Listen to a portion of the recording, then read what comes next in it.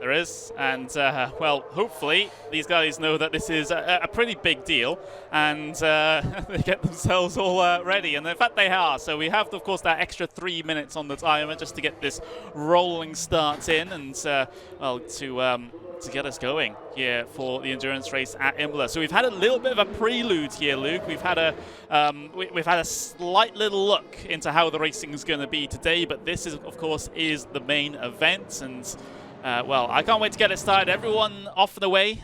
Seems to be no dramas. Further down the field, Siggy leads them single file through on this formation lap.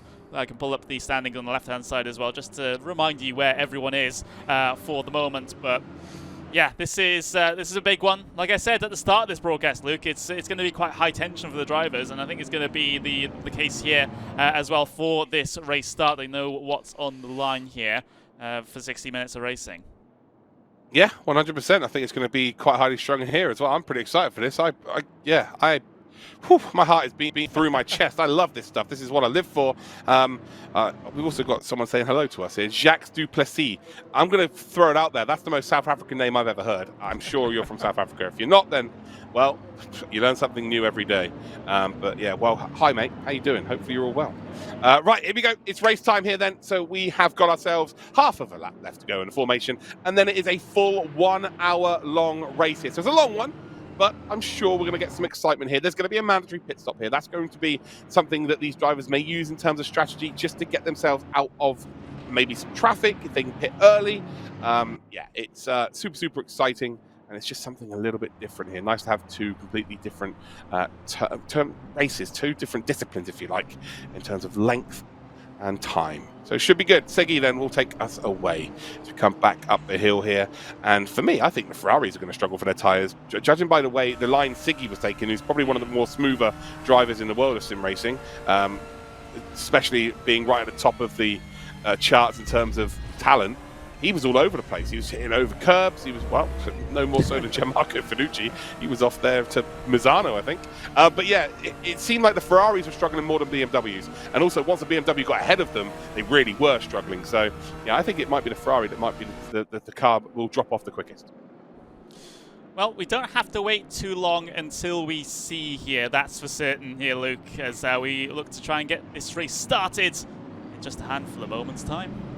Here we go, one corner to go then. It is race 2 of the DTM eSports 2022. Hello, Pim VM. Hopefully you're well. Enjoy the race, my friend. Everybody out there in the chat, get yourselves involved. Let me know where you're watching from, who you're supporting, as they all go in 2 by 2. It's like Noah's Ark here. Well, let's hope this race isn't too biblical.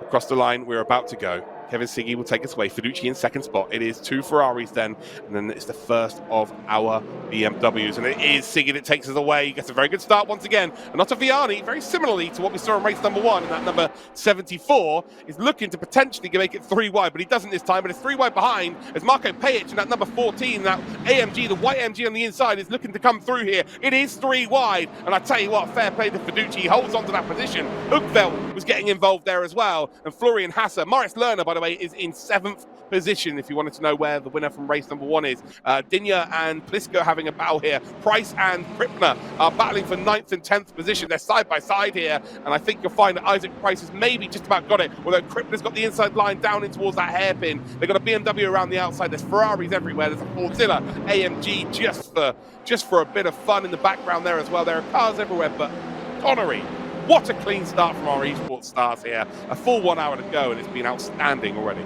It's not very normal that we get to see clean starts at Imola, but we've had 2 of them. Although, looking towards the very back of the order, we do see some cars taking the off-track, going for a little bit of a rallycross moment. Oh, it's Keithley! Able to Jack Keithley's out!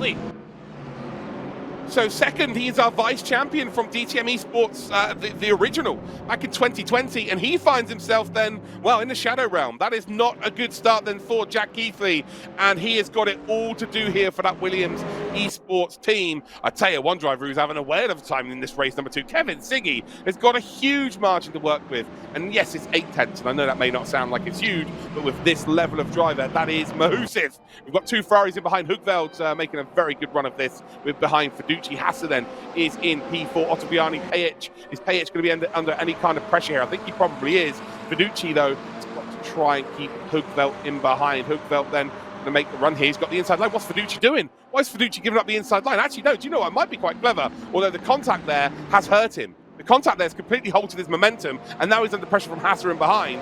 I'm not sure why you leave that inside line now. I don't think the outside line is I know you're going through a chicane, so ultimately if you give up the inside line, you've got the inside line for the next corner. I just don't think it's worth doing through that specific set of corners.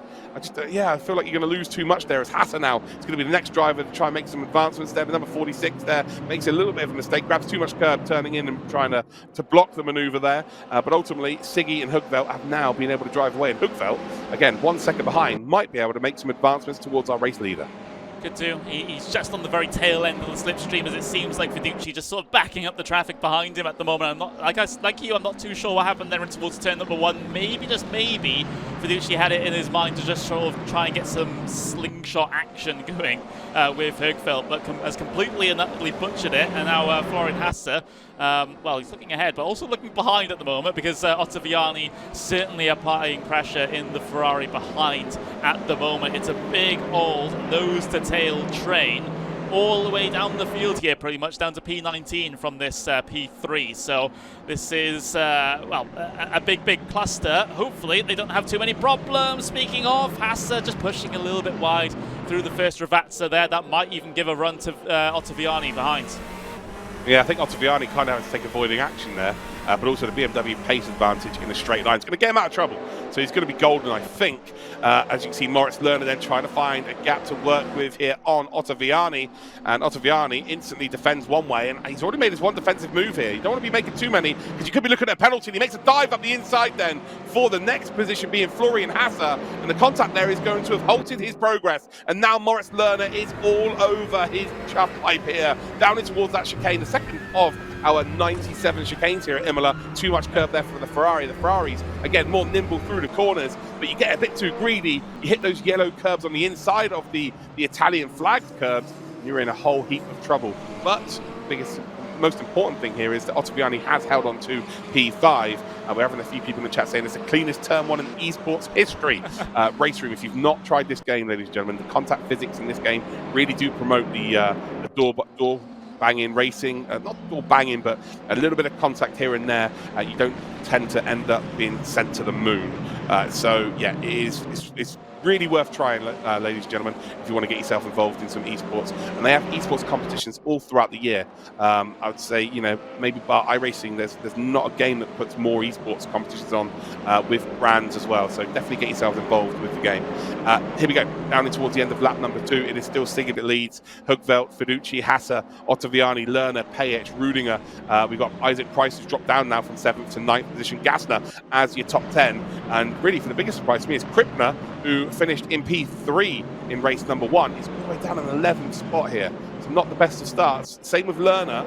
And for my money here, I think if Siggy did go out and win this race, he would be our championship leader by the end of the day. Yep, I think the mathematics works out in the favour there, as we're running on board with Lerner again, forcing Ottaviani to go defensive this time around. Commitment around the outside, on the brakes by Moritz Lerner. Oh, he's got him. The tour barging though, out into the gravel goes Ottaviani.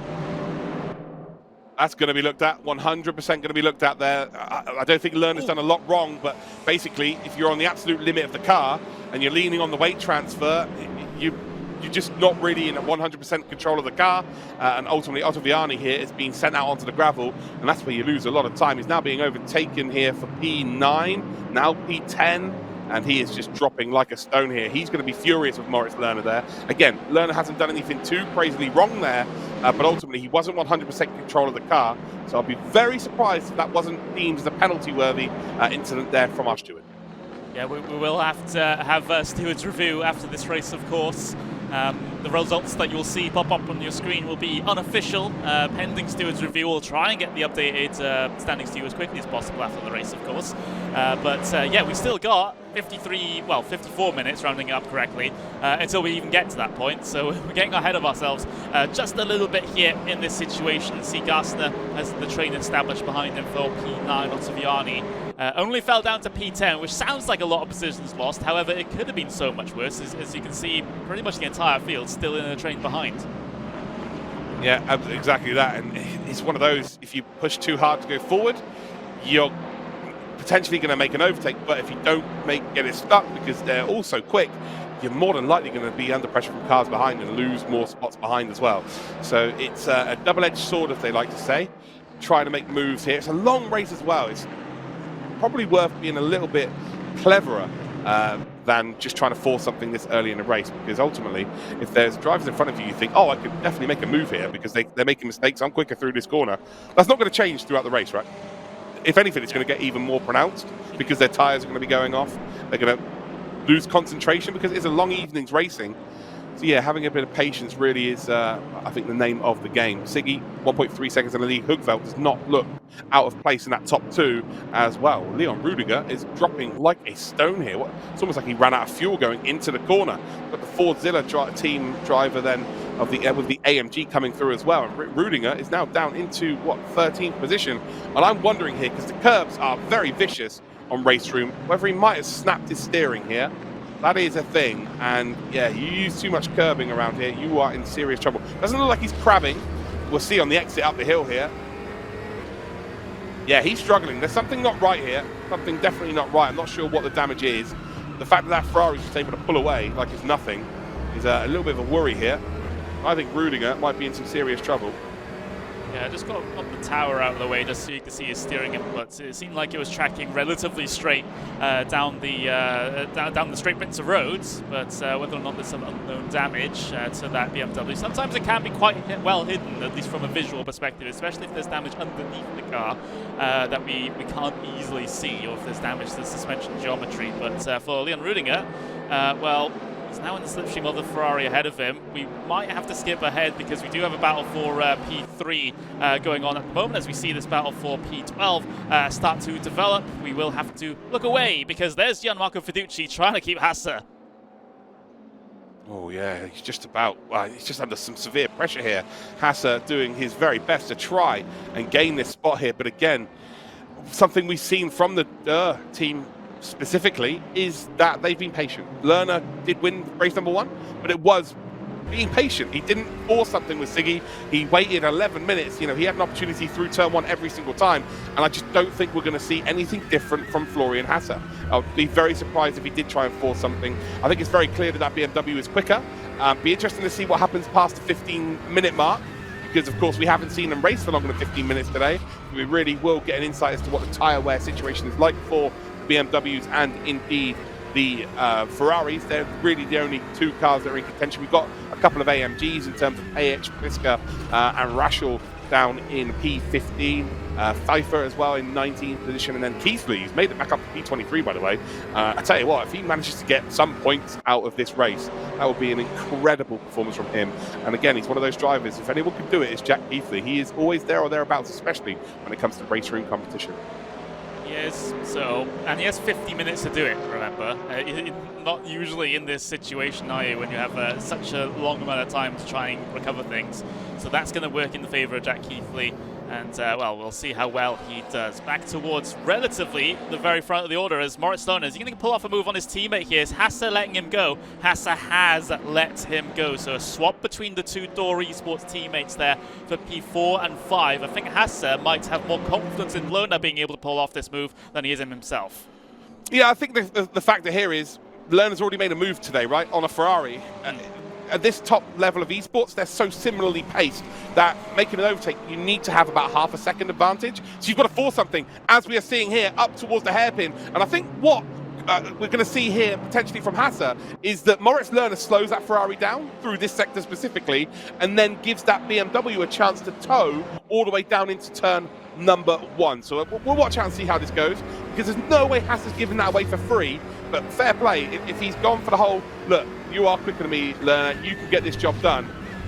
The best possible situation is to get it done in the next couple of corners, and he did. So that means they're going to be wasting 0 time here. And again, Lerner just trying to break that toe, trying to make that Ferrari as slow as possible, and he's trying to give Hasser an opportunity. I think you'll find that Lerner will try and slow them down in towards that final couple of corners, because he knows that his BMW is going to be able to drive away. Hasser has got to do his job now. He's got to try and get past here and make that whole exchange worthwhile. And we got another shout here. Oli saying he loves the commentators. So much love here. You know this is YouTube, guys. You're supposed to be slanderous and horrendous to us. But yet, here we go. We've got positive comments. Again, hopefully you're enjoying the show, ladies and gentlemen. Shardon, sorry, mate. I was only putting you on the spot, having a bit of fun, mate. Hopefully you're all well. Yeah, what a race we're having, Connery, here. And I think we're seeing the team effect taking shape. We know it's an individual championship, but it's in any esport ever. If you've got a couple of teammates that you can work with, you're in a much better position. And you know this more than anyone. Yeah. As a commentator for PESC, you know exactly how that goes down. Well, ex-commentator for PESC. I'm not on that series anymore, but there we go. As but you are exactly right. It's always good to have that sort of rear gunner if you're that car ahead.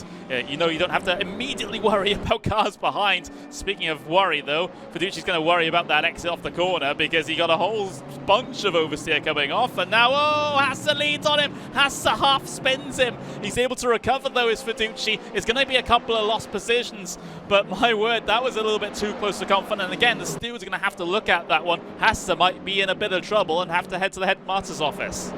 Yeah, I think he's going to have a telling off, that's for sure. That was one of those where you've had contact with someone having a bit of a poor exit and you've just kept your foot on the loud pedal.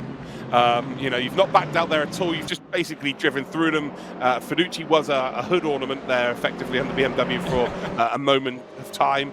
But the big winner really is Marco Pajic. Look at this guy here. Again, in the AMG, bit of a surprise to see an AMG up there. Of course, it looks like the BMW and the Ferrari are the stronger two cars around this circuit specifically. He got a P15 in race number 1, which is good points, but he's just there or thereabouts. Can he potentially get past the BMW here? I'm sure the BMW will have a bit of damage as well, because that was a big bit of contact as well, a big old shunt. But yeah, it is what it is. It absolutely is. And well, down on towards the pit lane comes Isaac Price then. Isaac Price down on towards the pit lane. Now, is this penalty related or is this stop related? No, the window's open. Yeah, the window's open. So they've got the red disc there on the right-hand side of the screen. That means the pit window's open. Once that's gone green, so for anyone watching at home, they've got the red box now next to their names. As soon as that goes green, that means they've done their pit stop. They have to serve one pit stop. And for Price, it is a strategic move, right? As soon as it's open, it's a case of, right, let's get this done, let's get some decent track position here, and we move on. It's not the regular thing that we see from Price, though. Price is usually one of those drivers that decides to just go as long as possible in that first stint and then come down in at the very, very last moment just before the pit window closes.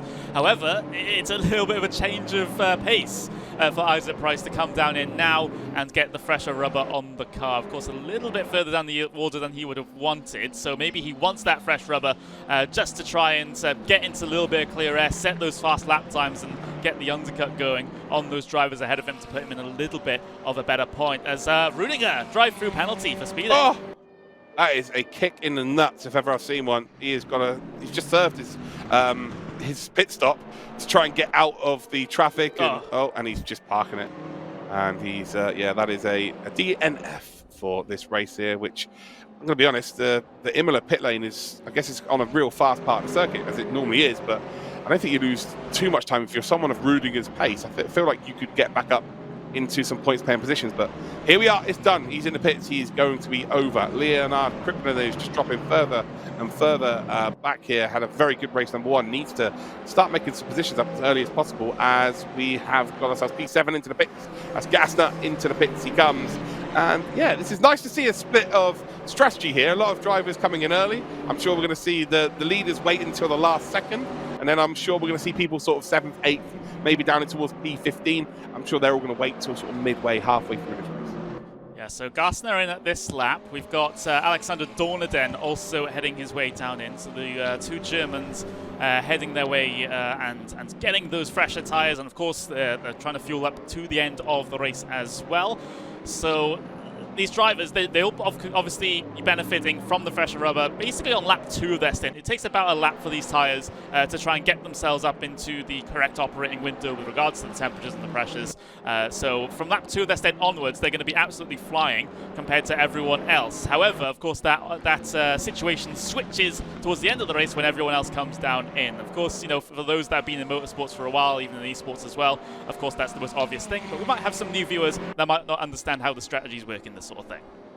Yeah, of course. We've got to make sure that everybody understands what's going on, because I'm going to be honest with you, that was good for me, Connery. I struggle to understand most of the time, if I'm being completely honest. I just get excited to see vroom vroom cars go around the track.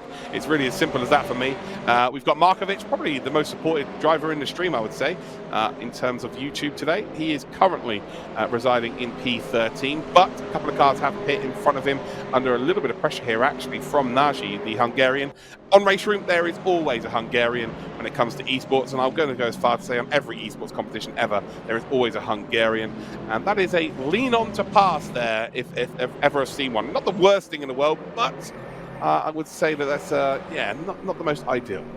Christopher Högvald down on towards the pit lane, so this is the driver in second place. So he's deciding to come down in well before the halfway point. Not the earliest driver to come down in by any means, but he's shown his hand now, Luke. What is the response from Kevin Siggy in particular? Does he continue and try and at least get towards the halfway point on his own strategy? What does Moritz Lohner do to try and respond as well? Moritz Lohner has been flying out there, by the way. On that last lap alone, he eat into Siggy's lead by about 0.2 of a second. So the performance is still there for Moritz Lohner, so he might even be able to afford to stay out just that little while longer as well. Yeah, for sure. It's one of those where Lerner just didn't qualify well, did he? It's as simple as that. Because, you know, historically, we've already seen the qualifying session today, so we know what performance they can achieve. He just didn't achieve it in race number 2. Probably too busy drinking his champagne from the race win in race number 1. But yeah, as soon as he's got a bit of clear air here, he is absolutely flying towards Siggy. I think the Ferrari's struggling on tyres. I really do. I think when we get to this, is much a power circuit, right? So the BMW is going to be the stronger car. When it comes to technical circuits, I think over a short run, this Ferrari is going to be untouchable. But its tyre wear in the longer races is going to be a problem. That's from what I'm seeing right now. Yeah, that's my point of view as well. And there's the response from Siggy. He immediately, on the lap after Högfeldt, he comes down on towards the pit lane. Does Lohner follow him? I don't think so. I wouldn't have thought so, and he does not. So at least one more lap for Moritz Lohner. There's no reason really to come down in if you're still setting blistering lap times, is there? Yeah, but is this a case of we might be seeing a 2-stop strategy from some people? Because if you're coming in now, if you're struggling now, if you're Siggy, right? You've got to do double what you've just done on your tyres. So is this a case we are going to see a double pit stop strategy here from a few drivers? I don't know whether that's... Is the drop-off significant enough to warrant that? I'm not sure. I mean, in other series, we do see a good handful of drivers always come down in early at the first opportunity and to have that second stint be the long stint, so to speak. But a 2-stop strategy in this sort of race, I don't think so. At least I wouldn't have thought so. If it is possible, then we might as well just throw out all the preparation we made before the broadcast and just say whatever. But two stops I think might be a bit too over-optimistic considering the race length. Yeah, but your background's more iRacing, right? So they have a big drop-off, but there's no such thing as like punctures and stuff in iRacing. It just kind of just drops off. With race room, you get a puncture, you're done, you know? So it might be a case of the Ferraris have to? I don't know. Well, I guess we'll find out, that's for sure. But yeah, Siggy's the only one who's coming. If everybody else dives in now, I think that there is the potential for it. The pit window would still be open in another 20 minutes time. It's going to be a 30-minute pit window by the looks of things. So there is the options here. Let's watch and see if everybody... I tell you what, that AMG did not look comfortable going on the power there on the exit, but not into the pit. So yeah, okay, Siggy's probably going to go for a long run here. And it was a case of, I think Lerner's catching me. It's a bit scary here. Let's go out there pumping some really quick laps just so I have track position when he does eventually pit. Yeah, I'm going to keep a close eye on the lap times here because Lona, he did a 1:41 flat that last time by. I'm waiting to see a representative lap time come in from those drivers that have come down on towards the pit lane. Of course, Siggy is coming towards the end of a lap right now in relatively clear air. So this will actually be a good baseline for us to have a look and see what the performance on the fresher tyres is for the Ferrari compared to the older tyres of the BMW. As long as this is a clean lap here, we should get a good representation from Kevin Siggy. So it was a 1:41 flat last time on all tyres for Moritz Lohner. What's the lap time going to be for Kevin Siggy across the line? As long as it's not invalid, we should be able to see, as it's it's invalid, so we won't be able to tell until next lap. Yeah, it's an out lap there, so it's going to be slower regardless, wasn't it? But now's the lap here. I just think that's what he's done here. He's just come in early just to go, do you know what? I need to pump in some laps just to guarantee I'm going to be ahead of Lerner on this stint. I think he could probably defend from the front then. I think if he waited any longer, Lerner was just going to catch him and maybe get track position, and then they both come in at the same time. It kills the chances of him winning the race. But coming in early, he already had that 3.5 second advantage. With fresh tyres now, he's going to be quicker. So it just means that once Lerner comes in, he will be really fast maybe in the last 10 minutes compared to Siggy, but the track position is already there for Siggy. I've got something really exciting, ladies and gentlemen. So if you are watching right now on YouTube, if you can hear me, I'm going to type in my Twitter @ I think this is the only way I'm really going to be able to do this. I've just been given a code for the DTM 2021 for Race Room. So if you go over to Twitter, follow me on Twitter, and I want you to just tweet me your favorite car from DTM history. So whatever, it could be any car from DTM history. So go and tweet me @ ActrolVision on Twitter, and I will pick a winner at random during the broadcast, and then I'll DM you the code later on. Again, thank you very much to Race Room for providing us with a code. So, and that will work tonight. It's out tomorrow, but you will actually get early access to it tonight. I know, crazy. What a time to be alive. I didn't get a code. Where do you get these codes? I didn't get a code over. Don't worry about it. I'm just like, we've got this a treat for the viewers. I didn't even get a code to give away. You know, I want more followers on Twitter. @ Raptroscast, there we go. Probably link that in the chat as well. But Kevin Siggy across the line then. What lap time was it? It was 1:40.9, which is about a tenth and a half faster than Moritz Lohner was able to pull off that last lap. So that's a slight sign of a good thing for Kevin Siggy. However, I would have thought you'd be hoping for a little bit more of a delta than that. Yeah, well, 100%. That's I just think this is going to be fun, right? This is exactly what we want to see. We want it to be the smallest delta possible. We want it to be, 0.2 of a second as they come out the pits and they fight it out to the death, effectively.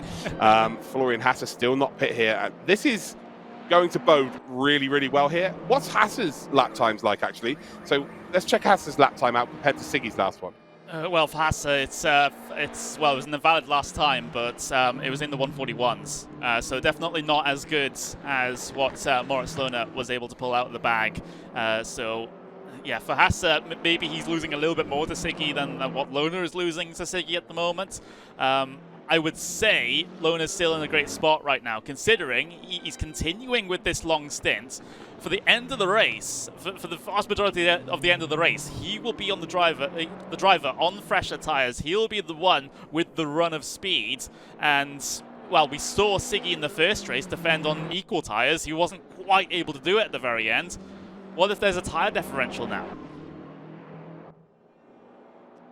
Yeah, I don't know. Crazy action here. Peter Pliska has come in early from 14th position, which is, he's not really going to be right in amongst it. I'm pretty surprised, actually, if we're going to, sorry to change the subject here, Connery. I'm really surprised at Pliska, to be honest. He's been someone that's just, over the last 12 months, really asserted himself on Race Room, but just hasn't kind of found that outrageous form as of yet. I guess he's gone for the AMG. Over the course of the calendar, is that car going to be able to produce something? There's a few of them have picked it for a reason, right? They're going to be strong somewhere. It's just whether they're going to be enough. So I'm a little bit shocked at his pace, really. But P17, he's going to gain some spots, I think, with people coming into the pits. But yeah, I just expected maybe a little bit more. But I guess maybe it's the car. Yeah, possibly. But of course, this is the first round of the season. Maybe some teething issues for Peter Pliska in this situation. But yeah, still plenty of races to go. But at the same time, like I said at the start of the show, not all that many races, if you know what I mean. It's sort of doesn't make any sense in anyone's head, but that's just the way I'm going to phrase it for the moment here. Of course, we got a little bit of a lull in the race. Of course, this is sort of the situation where we have half the field that have yet to come down in. We have pretty much half the field with a slight majority that have come down on towards the pit lane for the moment. In fact, that majority is going to grow as Julian Fox and Manuel Rodriguez will head their way in to the safety of pit lane for now. Now there's a whole bunch of waiting to be able to see how these sort of strategies pan out. So again, Moritz Lohner 141 flat that last time by. If we have a look back to the driver of Kevin Siggy, it was not. Actually, it was a 140.9, so another couple of tenths of a second taken out by Kevin Siggy. However, that advantage is just going to flip on its head as soon as Lohner comes down towards the pit lane. Yeah, but Siggy can't afford to go flat out, right? Because he's got to save the tyres for later on in the race. So any time gained right now is a positive, but he has to be in a half-decent position when it comes to later on in this race. So Lohner in a great spot. I think Lerner's favourite to win this, to be honest, because he is going to have the last 10 minutes here. I feel like Siggy his pace is going to drop off significantly, whereas Lohner is yet to even change tyres, and he's still lapping very, very quickly. He's only 2/10 off of Siggy with fresh tyres. So yeah, Lohner is in a phenomenal spot here. We've got Rachel, who's currently up into P4 out of nowhere. Another AMG just doing its stuff. So yeah, good stuff. Yeah, so Door eSports really showing what they're made of here in the endurance race. At least as it runs, with the slight differences in strategy. It's Door eSports 1, 2, 3, 4 at the moment. But of course, that's mostly because the strategy is yet to come full circle, so to speak. Of course, I've seen the pointing out the flags out there. Of course, Kripner not actually the Ukrainian. He is, of course, German, but of course showing some solidarity there with the choice of flag, which is good to see. But we're coming up towards the halfway point of this race now, Luke, and still a lot of unknowns. Yeah, a lot of unknowns. Again, it's one of those, isn't it? When you've got a pit window, you really don't know what the look of the race is going to be until everybody's done their pit stop. So 32 minutes left on the clock. We're waiting for Lerner, Hasser, Kripner, Rachel, Nagy. We are waiting for... Well, there's a couple of cars right down the back of the order that we're not going to see pit because they are no longer in the race, are we? Which is a bit of a shame for them. But yeah, where does Siggy come out in all of this? I tell you what, we're talking about Siggy, but what about Hugveld? He is still only 3 seconds behind, and he was, 6 seconds behind at one point? He is absolutely flying. Yeah, it's been great. That last lap, though, we can't tell what it was because it was an invalid lap, which doesn't help. I wish Race Room would change that. Still give you the lap time, but say by showing in red or something that shows it's invalid, not just the words invalid on my timing screen. Yeah, for Christopher Hugveld, this is still a very, very positive situation, especially compared to the previous event in that sprint race, of course, where it wasn't the best of times, shall we say, for Christopher Hugveld. He finished in P9 in that particular event. P8 in this race right now, of course, waiting for the rest of the stops to come through. It is looking pretty good. Of course, he's effectively, you can judge it, second, third place at the moment. That's the situation here for Hugveld as he pushes his way to the runoff on Variante Alta there just a little bit. There we go, though. Moritz Lohner is in. Here we go. Here we go then. This is where we're going to find out. Lerner will be behind Siggy, we think. It'd be very interesting if he wasn't. Hasser's trying to extend this even a bit further, so he's going to be super quick by the end. And here is our net race leader, we think. So Kevin Siggy, who was leading once the pit stop phase started, and there is Moritz Lerner leaving the pits here again. He's on the pit limiter. As you can hear, Siggy's just gone past him, and it is going to be a fair chunk of change in terms of the lead, but he is going to be into some serious trouble in terms of his tyres, the same as Hugveld. Hugveld currently in second. He actually is, again, net second. Of course, there's 5 drivers yet to pit. But Lerner, he is lurking. He's there or thereabouts. His qualifying wasn't great. He started 7th, but I tell you what, he is looking very strong for this race. It may look like he's a long way back, but his tyres are brand new right now. And, well, look at this. Big mistake there from Hugveld. He's feeling the pressure of a DTM eSports champion behind him, that's for sure. But he should catch these drivers, especially with 10, 15 minutes to go, very quickly indeed. Yeah, I think so as well. These Ferraris, these tyres aren't going to last too long. At least for the rest of the stint, the last couple of laps, like you said, are going to be pretty sketchy for them. Of course, like you said, we don't have any tyre wear multiplier on, so it shouldn't be incredibly bad for them. But however, it's more about the difference between the Ferrari on all tyres and the BMW on some relatively newer tyres. That's going to be the big factor here in this one. So Moritz Lerner, of course, he'll take this lap to make sure those tyres are in the right place. We've got temperatures and pressures, and now that Door eSports, potentially over this next lap or so, will start trying to reel in the Swedish driver ahead of him. Yeah, 100%. I think what the real interesting factor here is going to be how long is it going to take for Lerner to get past Högfeldt. If, he takes his time, there's every reason to suggest that Siggy may still be able to go out and win this race. So, yeah, it's not all done and dusted yet. We kind of expect Lerner to, maybe not now, but over the next 10 minutes, start to really improve in terms of his lap times. But as it stands, it's balanced really nicely on a knife edge here. A few shout-outs. Again, if you guys would like to win yourself some DTM code for DTM 2021. It comes out tomorrow. I will be sending it to you on Twitter today if it indeed gets picked by me. So again, basically, whoever picked my favorite car is going to win, I think. It's not been well planned, guys. We'll be doing more giveaways across this championship where it'll be much better planned. But yeah, we've got a DTM 2021 code that will be given out today. So if you want to follow me at ActroVision, you can see my tag in the YouTube chat. It is indeed on Twitter, and just tweet me your favorite car of all time. Let's do a shout out to a few people who've got involved. Lexar, he said, I love the good old BMW M3 E30. Yes, those cars sound incredible. Luca, the Alpha 155 V6, hands down. That is the loudest car I have ever seen in my life, by the way. It is, or heard. My favorite DTM car ever is the 1994 Alfa Romeo V6, another one from Manda. And we've got Matti Vargas, who's done the 92 Mustang GT. DTM was so good. Another loud car there. We've got Mr. Git, who said only one season, but that was enough. The Aston Martin. Yeah, of course, beautiful looking car there. It just looks, it's like a GT3, and then you've got the bottom of the car that just doesn't look anything like the GT3 because of the skirts on it and the big rear wing. It's a crazy car. Anyway, but back to the battle on circuit here, Connery. He has caught him. So this is now a major part of this race. I don't think Högfeldt can hold this BMW up for too long. But how long can he hold him up for Kevin Siggy? Siggy needs it to be for a good couple of laps here.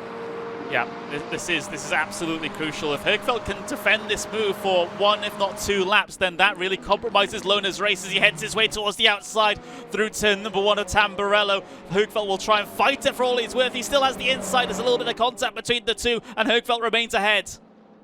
Yeah, we've heard nothing about the contacts we've had in this race as well, so there's not been any penalties that's shown up on our screen as of yet, so I'm assuming they've been put down as racing incidents. Again, we only had one view of it, so we can't, distinguish between it as a commentator, but yeah, so it looks like however it finishes here, we are good to go, as Högfeldt there slides that car out like he's Sebastian Loeb, and it was, well, effectively a Scandinavian flick, the Swede, pulling it out of the bag there, and of course, being Swedish, he was born with the ability to do that. As we come then over the top of the hill, down into Aqua Minerale, and Moritz Lerner has not been able to get the job done, and the more importantly is, it's not even a case of Siggy is, the gap staying the same, because these two are battling. Lerner's losing so much time to Siggy. So Siggy, with that early pit stop, it still may play out to be the best strategy. Högfeldt and Siggy may not be teammates, however Högfeldt is Siggy's best friend at the moment. Of course Högfeldt, this is all within his own interests as well. If he can fend off Lerner for 25 minutes like this, I would be very impressed and would call it the best defensive drive I've ever seen.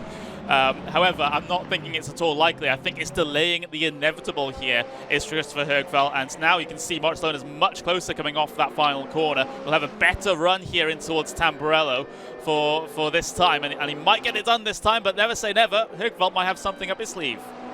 Yeah, well, he has to. It's as simple as that. And hopefully it's another Ferrari to make it too wide up his sleeve. But I don't think there is. And again, this is exactly what Lerner did in race one to win it. And he's gone and done exactly the same once again here. But Högfeldt keeps that nose in. It's not going to be enough. It's brilliant from Lerner. And Lerner, of course, our current champion of the DTM eSports, showcasing exactly why he has that number one on his car. Now he's have to chase down Siggy for, what, part two today? Yeah. I am absolutely all for this, Connery. This is going to be great. So what, the gap between them is just about 4.5 seconds at the moment between Siggy and Lona, and we saw how quickly Lona was able to lock onto the back of Hergfeld, so I think that gap has the potential to come down rather quickly here in this one.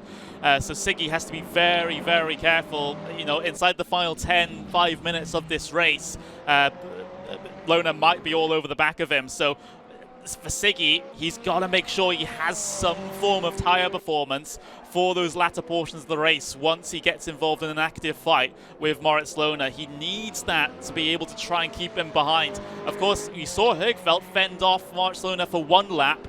Kevin Siggy, if it's a final lap deal, he only needs to repeat that and he'll come across the line as the winner. But yeah, this is potentially going to get pretty sketchy in the next last 24 minutes of this race. By the way, Michael Rachel down on towards the pit lane, and guess who hasn't pitted yet? Hasse, Krippner, Bowden. They are still out there. They'll be going like a bat out of hell in the final portions of this race as well.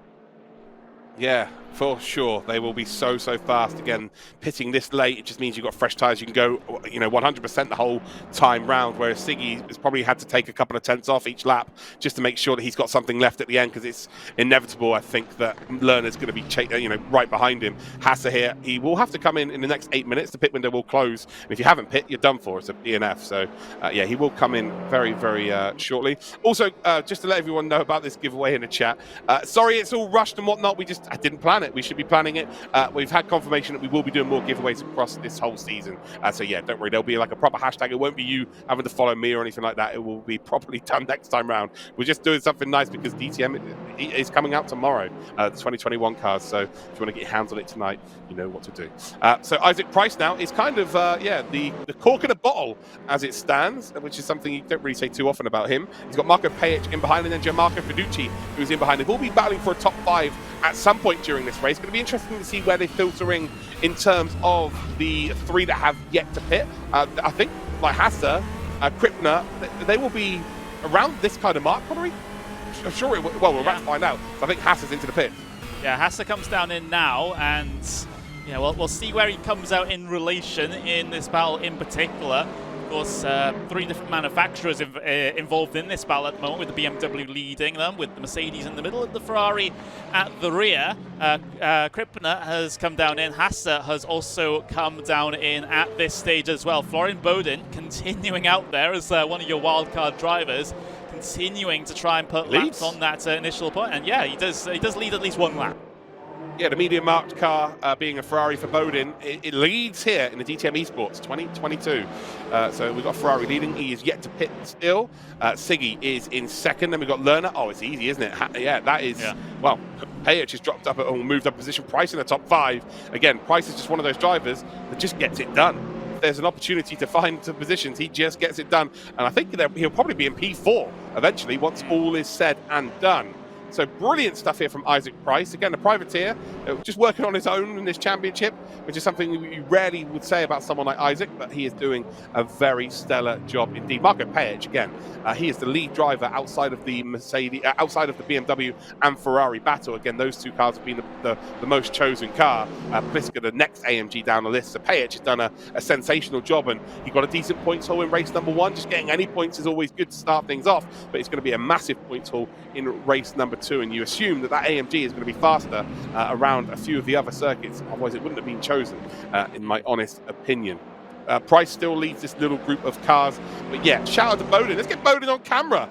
Deserves it. Wildcard entrant. He's staying out still, but he's got himself a couple of laps led here. He is represented Deutsche Payment Esports, and yeah, he qualified via the wildcard way of getting into this championship, which was not what we covered in our streams, but it was actually held out in at the Nürburgring GP layout.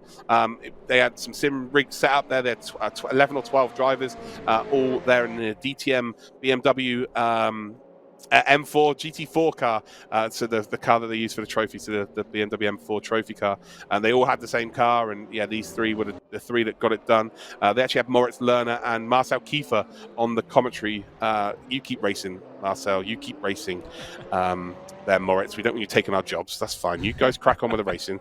But yeah, they were commentating on it. It was a really cool event. It was a nice avenue for these drivers to come and get involved. It's really nice to see one of our wildcard drivers, albeit because of the strategy, out there in the lead in the Ferrari. As we see Isaac Price then, he's got Payich there all over the rear of that BMW, but luckily it is a BMW M6, which is, as everybody knows, the widest car in the history of motorsport. Actually, no, probably second, because the M8 is pretty wide as well. But yeah, this M6 in this class of field is basically like trying to pass a bus that's got the same pace as you. Not ideal. Up the hill we come. Payich will have to indeed try and seize an opportunity a little bit later in the lap time. You've got that Ferrari in the background there, which you would imagine is probably the faster of these two cars at this stage, because he pit a little bit later. So we'll have better tyres. Yeah, so for Ducci, this, these might be positions for the taking.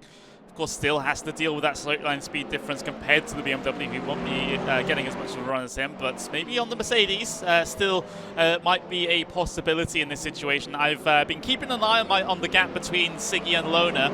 Last we mentioned it was 4.5 seconds. Now it's down to less than 3.5 seconds between Kevin Siggy and Moritz Lona. So Lona's doing a good job to try and catch in the effective race leader at the moment. Of course, we're still waiting for Florian Bowden to head his way down in, and I think he has actually come down in right about now. So Kevin Siggy will re-inherit the race lead, and you can see a representative gap at the top of the order, 3.6 between Siggy and Lona, as we got this battle going on for P4 and back. Yeah, we do. Bowden comes into the pits. Then again, a very good showing from, he's our lead wildcard driver, and I think that's something we need to look out, who's going to be the kind of wildcard champion as well, because it was a completely different way of qualifying through. And yeah, it's a long pit lane here, especially when you've got to put some tyres on. But we'll be able to go 100% for the next 18 minutes, which is always a bit of a bonus. Onto this battle here then, Isaac Price now P4.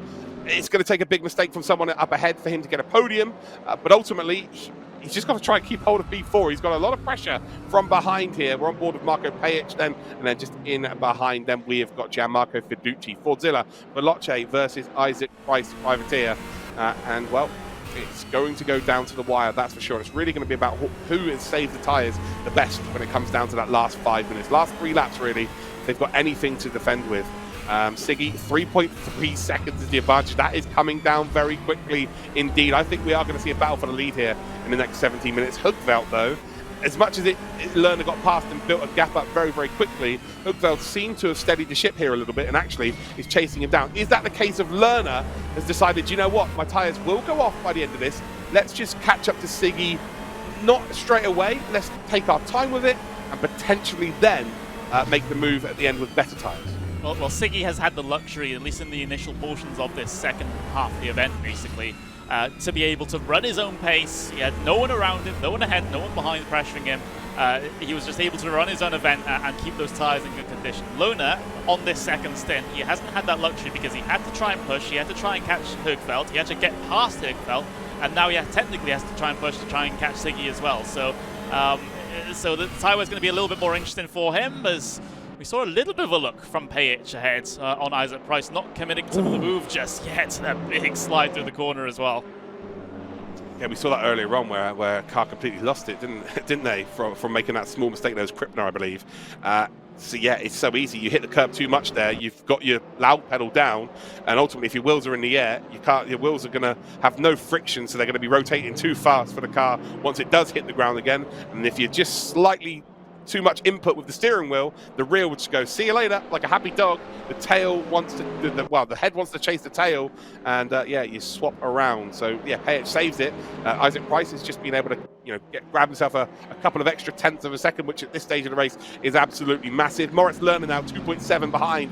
It's almost half a second a lap at this stage of the race, which is absolutely massive. You're looking at what, 5 laps from now? He will catch up, and then he will have around about 5, maybe 6 laps to actually go and attack Siggy. So yeah, it's looking very, very good for the German, our current champion. But Siggy, if there's one driver in this world that can just up his level when he needs to, it is indeed Kevin Siggy. This guy is genuinely one of the very best, if not pound for pound, the best out there, I would say at the moment. I think there's 3 drivers that we could maybe say that, maybe 4. I think we're talking Joshua Rogers. I think we're talking James Baldwin. I think we're talking Erhan Yayovsky and Kevin Siggy. I think those 4 are just overall across multiple titles, the very best out there. I think Lerner is just about getting to that level over the course of multiple titles. But Race Room, this is his playhouse. This is Lerner's playground. He will want to get the win here and start off his defense of his championship, right? The right way. 2 wins, it'd be great. Yeah, it would be absolutely fantastic, and well, it will be a bit of a change of pace compared to the previous Race Room eSports events that he's taken part in so far in 2022. It's not been going at all well for him, so this would be a great benefit to get one into the bag and to make sure that he doesn't have an absolutely awful 2022. But this, well, for P4 is still bubbling along quite nicely. Isaac Price still leads with Pajic and Fiduci second and third in the line.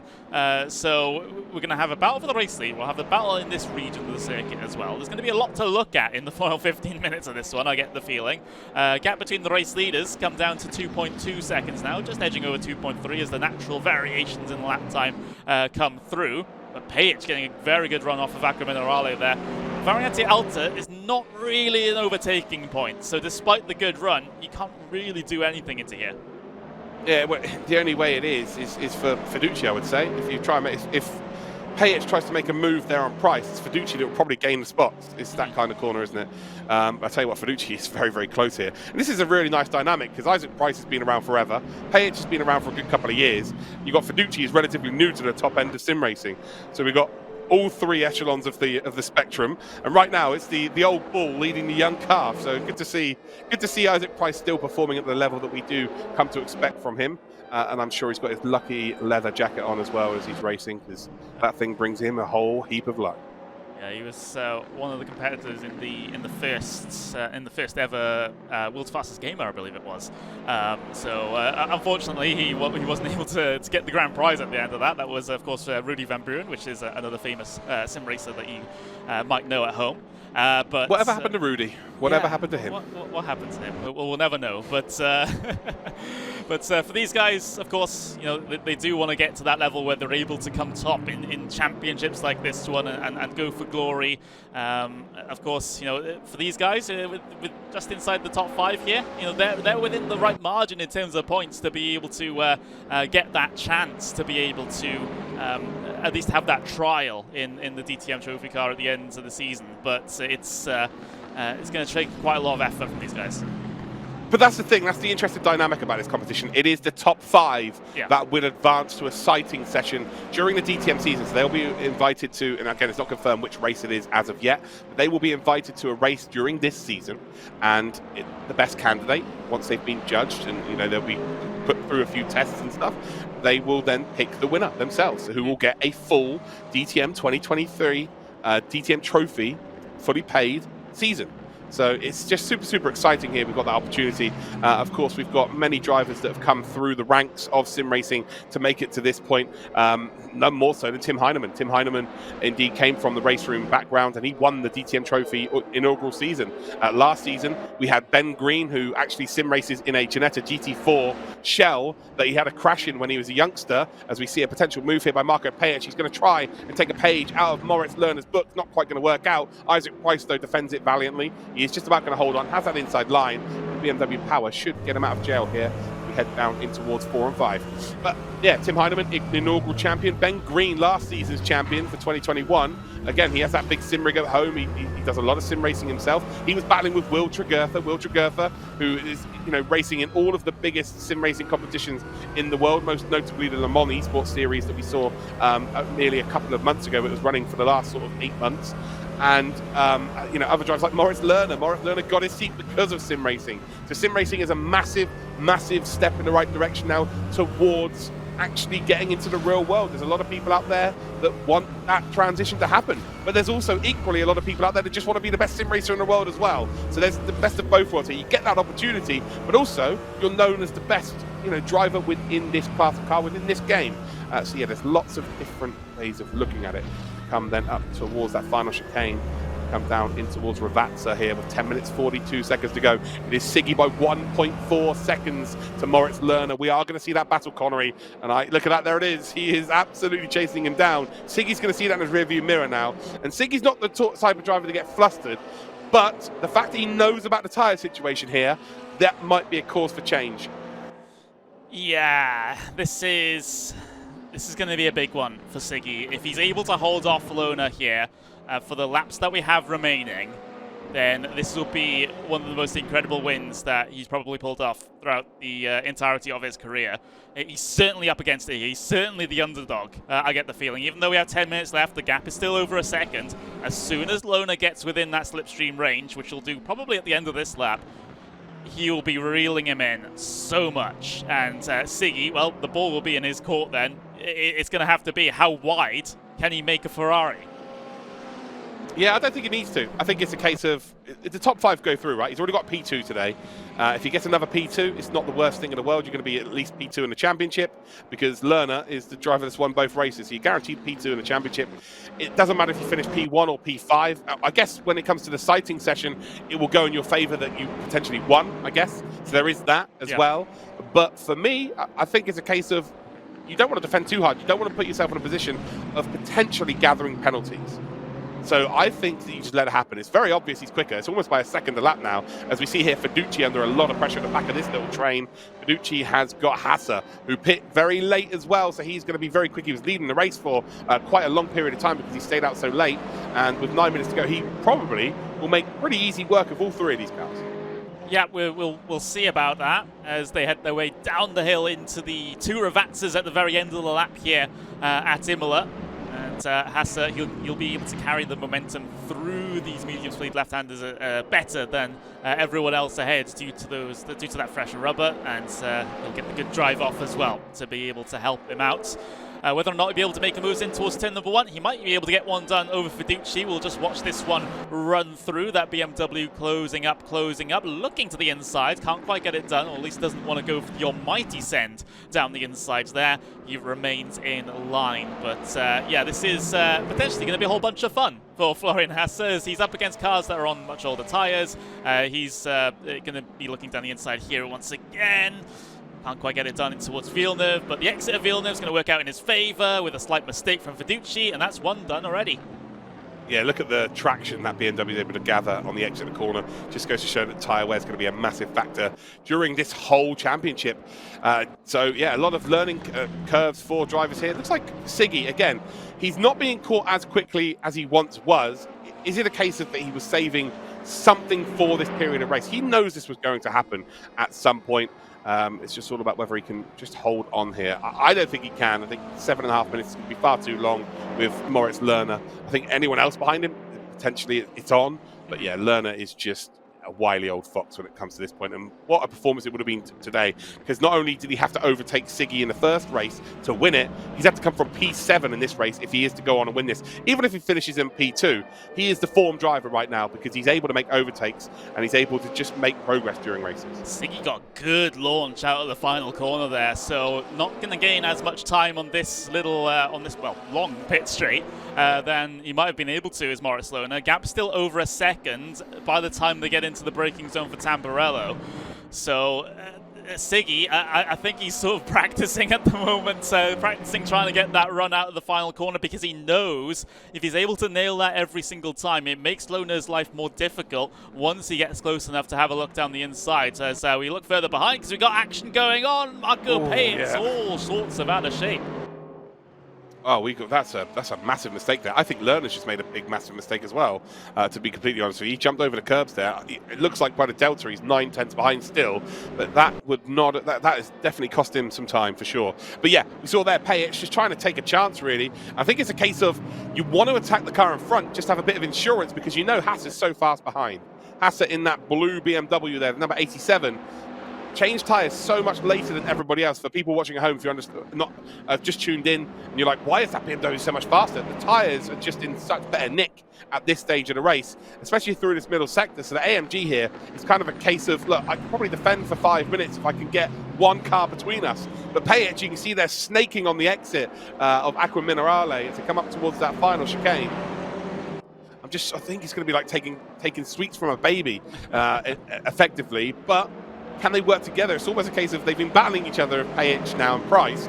Can they work together significantly enough to now stop Hazard getting both of them? The lead's still 9/10 of a second. Siggy, this is where he comes into his own. When he's under some severe pressure, he finds something extra. Right now, he is finding something extra. He is. It's been a very good past couple of laps. He's in the 1 minute 40.7 at the moment, which is definitely not too shabby in terms of pace on older tyres in the Ferrari. He still has it, and Moritz Lohner has to try and find a response. He is edging him in a little bit closer, bit by bit per lap, about 1/10 of a second or so. And of course, the closer Lohner gets, the more of the effects of the slipstream he will feel to that Ferrari ahead as well. So it just gets worse and worse for Kevin Siggy as the battle for P4. We have to have eyes on the back of our heads here. We have to have eyes everywhere because we might have action for the very front. We might have action here as well. Oh yeah, well here we go. Hasser dive up the inside in towards the hairpin, hits the apex perfectly. Payich is forced to go out wide there. Maybe a little bit of door banging there, nothing too crazy, but actually, in all fairness, it's had an adverse effect on Hasser. Look at Finucci. Finucci's got a little bit of an overlap, not quite going to be close enough, I don't think.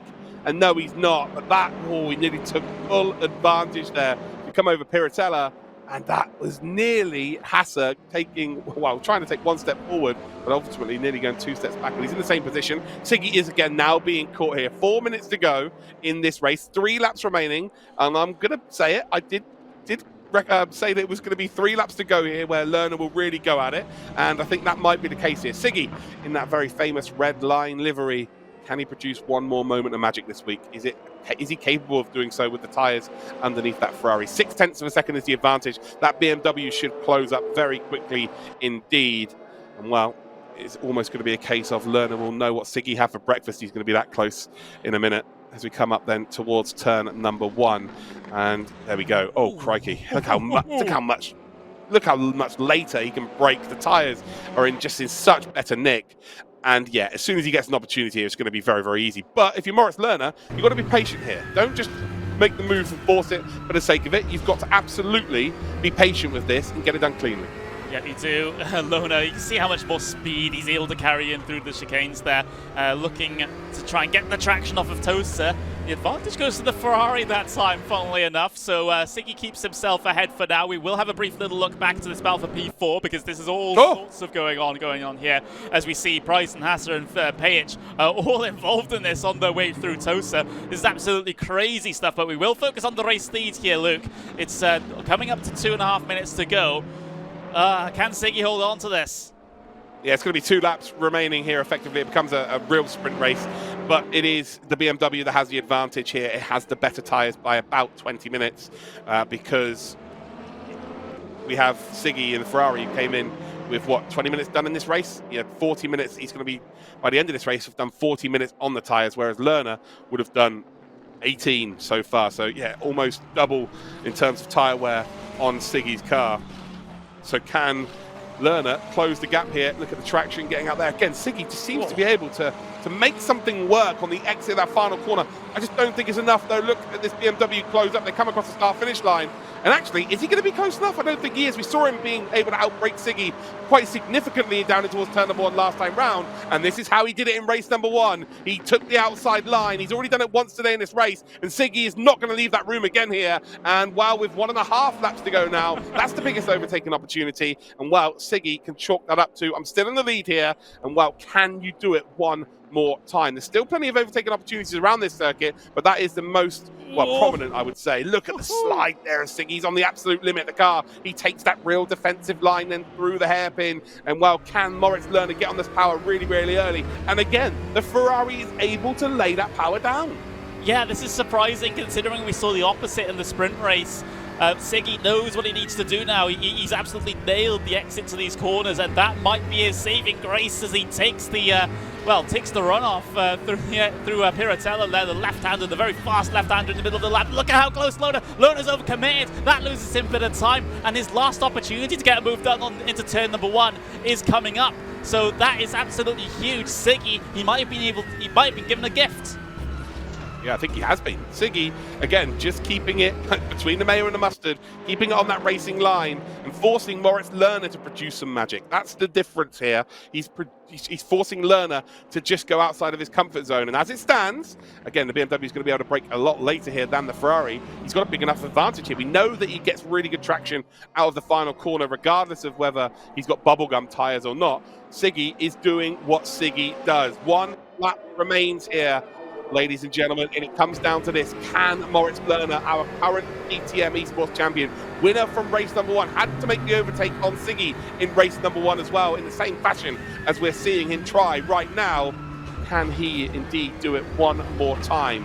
Less than a lap to go here, and he makes another mistake there. Siggy forcing the issue. His strategy call to go in early right now is working. Hookveld P3, Price still holding on to P4. Hasser is right behind him as well. Pajic then is also in close proximity in P6. Fiducci, and we've now got Ottaviani joined onto the back of that group there. So there's a battle for P4. Let's just very momentarily check that out as we've got the middle sector here. The Ferrari's going to be quick through there. Yeah, Hasser is not catching up to Isaac Price. Isaac Price is the wily old fox, although he does dip it into the gravel there. That's going to have slowed him down, takes that defensive line. Hasser has got the overlap around the outside. Will Price leave the room on the outside? He has had to leave the room around the outside here. Florian Hasser has not got the overlap anymore. Isaac Price just about getting enough traction out of that corner up the hill here. Hasser trying to force Price offline, but again, it's not going to work out. Pajic putting the pressure on there potentially for a P4 himself. Over the final chicane we go, struggling for any kind of traction here